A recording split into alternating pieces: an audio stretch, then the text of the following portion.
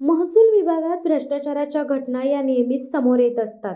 2 वर्षांपूर्वी लाचखोरी प्रकरणामध्ये अलिबागच्या तत्कालीन तहसीलदार मिनल दळवी यांना निलंबित करण्यात आले होते. आता त्यांच्याकडे 2.25 कोटींची बेहिशोबी मालमत्ता सापडली आहे. ही मालमत्ता त्यांच्या ज्ञात उत्पादनापेक्षा 98.97% अधिक तर त्यांचे पती कृष्णा वसंत दळवी वय वर्ष 55 यांच्याकडे 84.20% अधिक संपत्ती सापडल्या प्रकरणी या दोघांवर एपीएमसी पोलीस ठाण्यात गुन्हा दाखल करण्यात आला असून दोघांना अटक करण्यात आली आहे. या गुन्ह्यात त्यांच्या मालमत्तेची उघड चौकशी करण्याचे आदेश प्राप्त झाले होते. मिनल दळवी यांच्या मालमत्तेची चौकशी केल्यानंतर त्यांनी त्यांच्या सेवा कालावधी व परीक्षण कालावधी दरम्यान भ्रष्ट व गैरमार्गाने कायदेशीर उत्पन्नापेक्षा अधिक किमतीची एकूण 2,62,04,595 रुपयाची अपसंपदा जमा केल्याचे निष्पन्न झाले.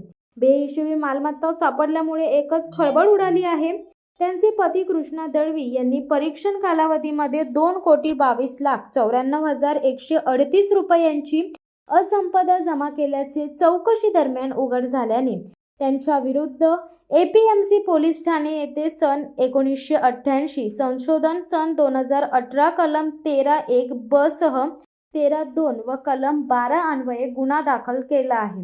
या अचानकपणे घडलेल्या कारवाईने मिनल दळवी यांना धक्काच बसला आहे. त्यामुळे त्यांचा रक्तदाब वाढल्याने त्यांना जिल्हा रुग्णालयात दाखल करण्यात आले होते.